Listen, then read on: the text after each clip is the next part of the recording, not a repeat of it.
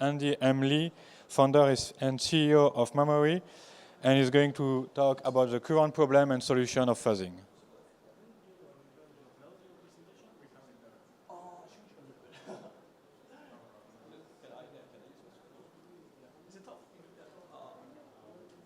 Okay, thank you. Yeah, thank you. Yep. I don't know. Yeah. Okay. Yeah. Cheers. Yeah. So basically, it's really bad title. I know. It sounds like quite boring. So the first part, basically, I'm going to talk about the problem of fuzzing. Like we talk about a lot of problem of fuzzing. Then I will use a lot of real world example. For instance, the balancer hack strategy, and that to dive in why we cannot cover those kind of exploit. And then later on, I will also using quite a lot of code snippet to actually show what my proposed solution. Yeah, to give a quick intro. So back in time, I was teaching and researching in economics actually, and then I was doing microeconomics optimization base, and then later on I moved to machine learning research back in 2019, something around that, and then doing those kind of random forest and optimization again. And then I worked for Adesys for a short while. I'm thinking about what kind of things stopping us to actually come into crypto. And then it's actually here, why we are here. Security is the major roadblock for the crypto mass adoption. So I just start the company and then to actually trying to contribute the security space. And then so this is basically what I built Mamori to actually for value extraction. So first of all, we need to understand what is value extraction. My field on the nature of exploits. So in the end, it's actually two things, the main two things. One is two-step of optimization. The first step is actually when we put in a smart contract, what kind of state-changing function we should actually test, and then we can actually form a sequence. For instance, we have add collateral, liquidate, and remove collateral, and then given this sequence, what kind of parameter of input? So that's the second step of the continuous optimization. Then in the end, actually combining these two functions and parameters, then that will be calling value extraction. So our MUV board is the same thing. Intent solving is also the same thing. Economic exploits is actually something, the critical one that we should really solve it. So the two things that I'll later on talk about the jargon and those kind of things as well. Yep, and then we basically all this function. In the end, we are actually changing the state. I don't care about we run 100 functions together as a sequence, or we run 100 functions one by one, change the state, and then we add a function after to actually trigger the exploits. So in the end, it's actually changing the state and changing value. So I'll start giving some motivation example that why it's actually feasible to actually using fuzzing to find exploits. First of all, actually back to last month, we have the mean spell exploits and then 1.7 million exploits, and then the core root cause is actually when you run a weird action ID. So it's one of the functions that you call is called. I think it's called Cook. Yep. This is I think really a lot of people should visit the DeFi Head Labs reproduction, and then this is the code snippet from that. And then when you form the Cook and the Cook function in a actions, the action is a uint array. Then if you put it the first action as the borrow, and then the second action is at sort of empty 0, so it's a sort of invalid opcook, then we can actually bypass the insolvent track. So this is the core critical root cause, but you can see the reproduction. That's actually the actual exploits. They have generate the root cause, and then they also swap the function back, swap the token back, and then return the fetch long. Those kind of things in fuzzing is actually something I call dimensional reduction. We can actually reduce those kind of things. So we talk about approval, and then profit recognition swap, and then the loop-based exploits is also something that we can actually reduce. So for the next things is I give another example for I also found another exploit back in April that talk about live protocol that they leverage a sort of price manipulation by using the loop. So they do for loop for 53 times buy and sell, and then when you buy we push the price, and when you sell they actually forgot to update the price, and then they can actually gain the profit. But those kind of loop, when we actually think about fuzzing, we don't need to run 50 something times. We can actually run or maybe 5 times or even 1 or 2 times. We push the price, we get $0.01. Then actually we can sort of detect the exploits. So this is making more feasible to actually actually think about the fuzzing. The next thing is actually like the major news about like the balancing exploits. The first part I was talking about the sequence that is reducible. The second part is actually we need to understand more about like the input parameter mutation, the second part of the optimization. So what happened in the balancer is that like the core details is actually like they have like a upscale function that actually causing the rounding error. The entry function is actually the best swap, and then the best swap they go in several internal core, and then like the internal core the core things is actually like from the best swap, one of the fault contract they have the internal function call, and then one of the internal function call that will be talk about the external function call dot on swap, and then the dot on swap they go for several internal function call in the pool contract, and then they will trigger the upscale and then to trigger the rounding error. So later on, like when I talk about my framework, my solution is actually proposing a solution that how do we, even we know upscale is the problem, how do we get into this branch? Yeah. And then I was talking about, why balancer batch swap is really difficult. So I'm talking about the difficulty. So first of all, like we actually understand a bit like about the input parameter. So a lot of time we think about like the input parameter is actually continuous, but a lot of complex type, for instance, like dynamic tuple and then dynamic array, those kind of byte type, and then we also need to know what kind of input parameter we in this batch swap function is used for the external call later. So it's like, for instance, like the I screenshot here, like the swap.pool ID, that particular byte 32 type is actually used on swap later. Yep. And then also like talk about like the external call dependency, and then how do we actually know that the linkage between the caller function parameter to the callee function parameter, because we cannot mutate the callee function, right? So we have to mutate the entry function. So basically, that's just like the motivation example. Then when we talk about fuzzing, we need to actually understand several jargon that I will keep using. So first of all, like it's actually think about the common framework will be when we start a fuzz a smart contract, we think about, this function we need to start, then what kind of parameter of input? So the argument initialization, and then like we also need to think about how do we generate the sequence, what kind of test case that we need to do, and then if given this parameter of input, how do we mutate for the next one? So this is like academic paper that I also read. I found it like really good for learning fuzzing. And then the seed mutation, that will be, and then the feedback mechanism is thinking about like, for instance, like code coverage or like coverage base or distant metrics, what kind of metrics that we can use to guide for the next mutation. So this time I deposit $10. Next time, do I deposit $9 or $11? Which direction I should go? So this is like basically the seed mutation and the feedback mechanism. And then of course, like we talk about the but oracle. A lot of people confuse about like the price oracle in the space, but it's called like the but oracle. It's like what kind of things we classify as the but, and then the scheduling, those kind of things. Today I will basically focus on the sequence generation and then seed mutation part. So basically the two-step optimization I'll talk about. Yep, so I was talking about like what kind of problem, so we're still in the first part, and then so those kind of common problems that people would expect, and then we think about like a state explosion. So it's like we have so many, like for a smart contract, we have so many different multiple functions, and we can actually combine this, and then we combine this together to actually concern on the state explosion as well, and then that could be like also looping between like between the functions as well. So this is like the state explosion, and then we also having like within protocol multi-contract dependency. So you can think of like each smart contract address is a system. Then the major problem of the traditional software testing is actually we targeting one single system, for instance, the gaming. But like in smart contract, we actually have like multiple address for one single protocol. Then how do we actually cover the external core and multi-system? And then also like the proxy contract that we have the storage stored in the proxy contract. The logic is in the implementation. Those kind of things is actually also like quite increase the difficulty. Then of course like the dynamic external core, that those kind of price oracle manipulation. Then how do we know that this protocol is actually integrated with other, for instance, like the UniV4 actually having the hook, you can actually link to so many different protocols. Then this is another like difficulty.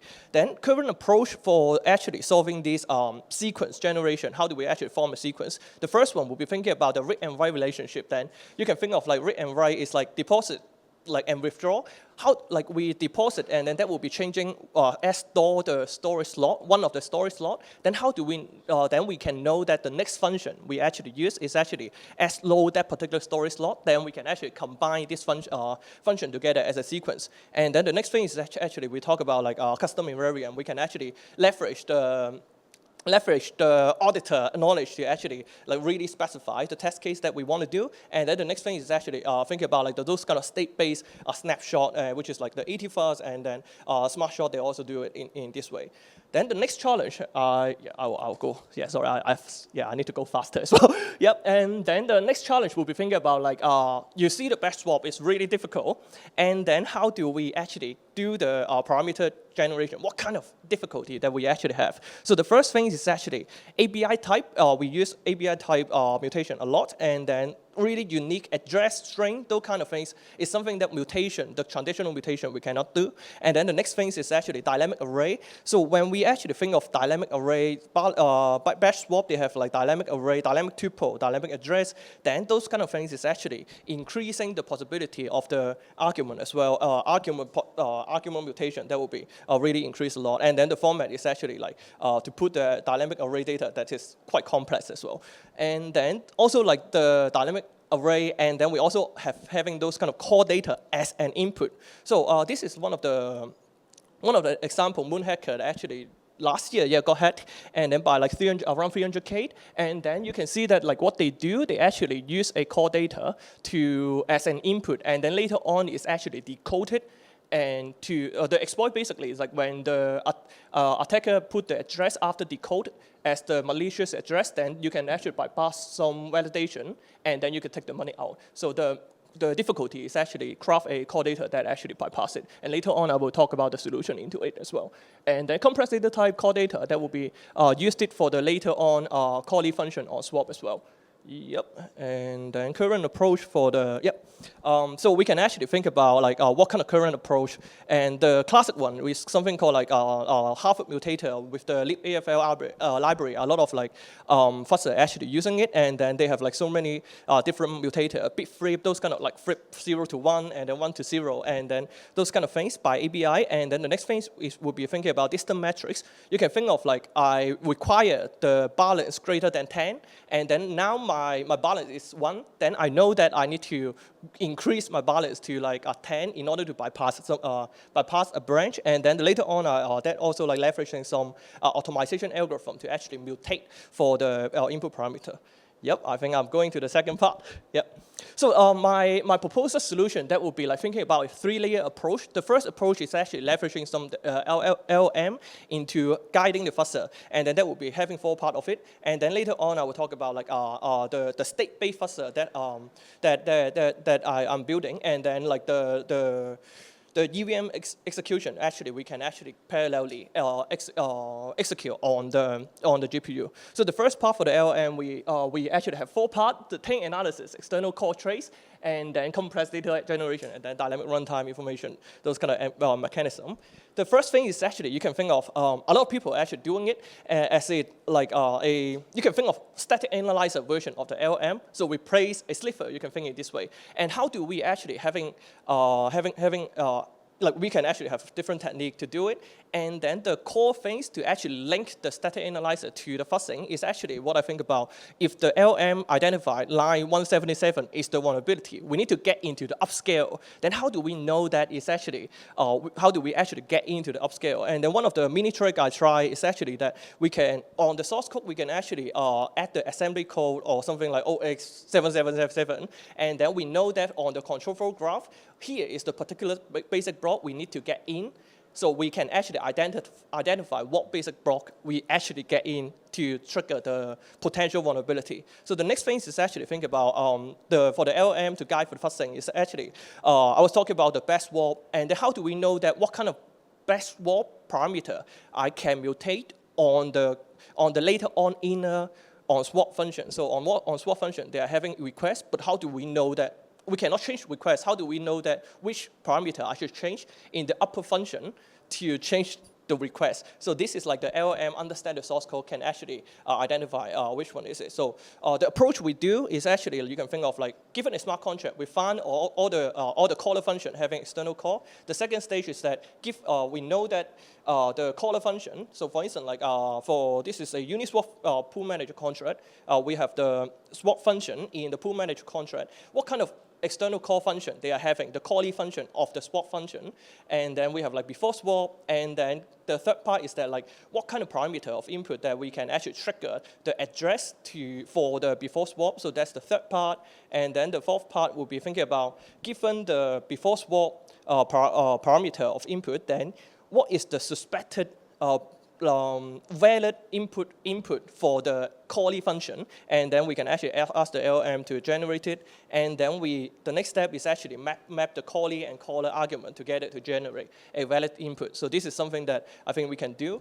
And then the next part is actually thinking about complex data generation. Is thinking about I was talking about the Moon hacker having like our core data as an argument. The approach that I do is actually think about, you can think of this core data is decoded into three things. We can actually think about another logic of, oh, that means I can use these three things to encode it to a core data and put it in the function. So this is like one of the things that we can actually generate. Ask the LLM to generate a script for a function that having, for instance, like operation M token, and then the amount to supply or the redeem to generate a core data. To actually like start this kind of compressed data type. The last thing is actually like if you think about the revert message, like human read it, when we test it, we know there's like some reverse message. For instance, like this case is like we have like require some verify. This is like one of the exploit that I was checking, and then like oh, it's not eligible. Then how do we, for human, we can actually know, oh, it's not eligible. But in the fuzzing process, like because it's so fast, we can actually, when we read the revert message in the runtime, and then we can actually ask the LM to guide it what kind of requirement we need, and then the proposed argument of input. So this is something that we can do. So the second layer that we'll be thinking about the state base. So three things, CFG guide, fuzzing, and then the state pool, and then some sort of like state diversity concept. This is like quite new in the space, so feel free to later on challenge me on all these ideas as well, as always. And so the first part is actually think about the question we are asking is,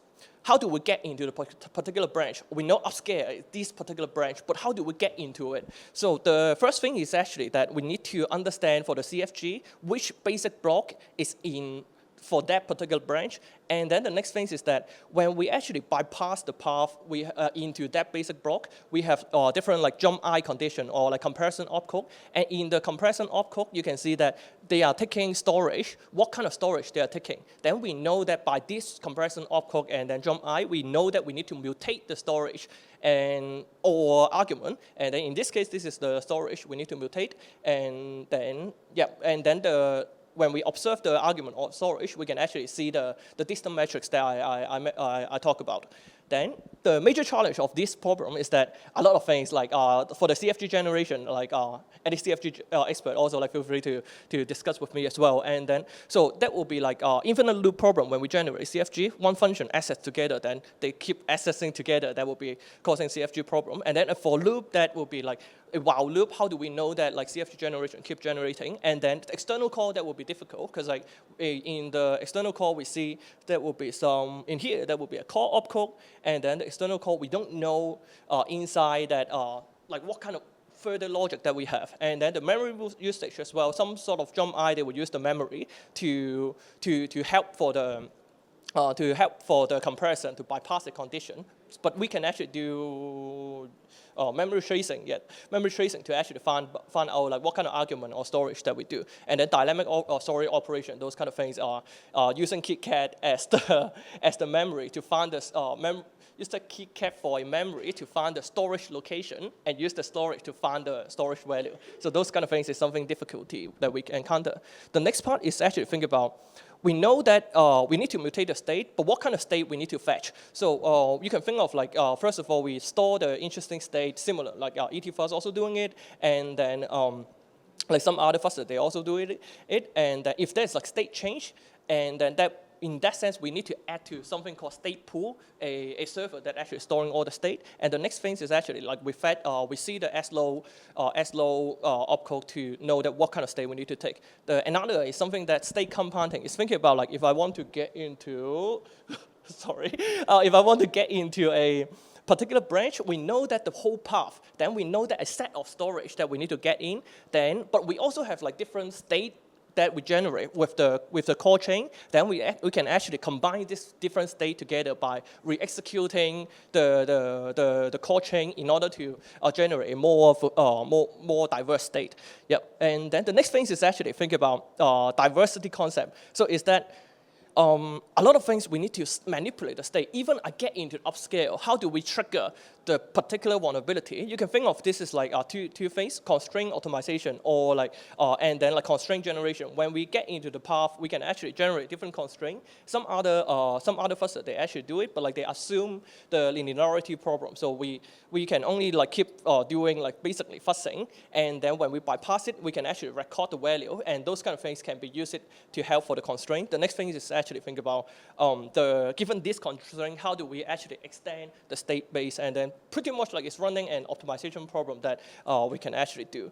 So the third layer is actually thinking about like the GPU, so GPU execution. The high level idea is, so basically you can think of like when we put in a smart contract, and then that will be like a byte, we transform it into a basically GPU parallelizer code and then execute on the GPU. You can see like one of the first, like one of the academic paper they do it. Yep. So this is basically my solution, and there was some further discussion. Then I time this up, and then feel free to come to me, and then there will be like a lot of different questions that we actually can talk about. Like, and yeah, time is up, and then reference list, and just come and talk to me. Yeah, sorry for speaking that fast. Thank you.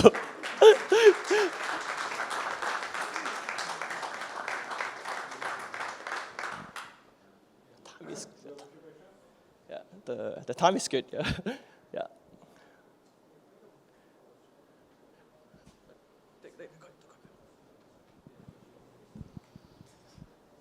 Hello, thank you for the talk, it was pretty good.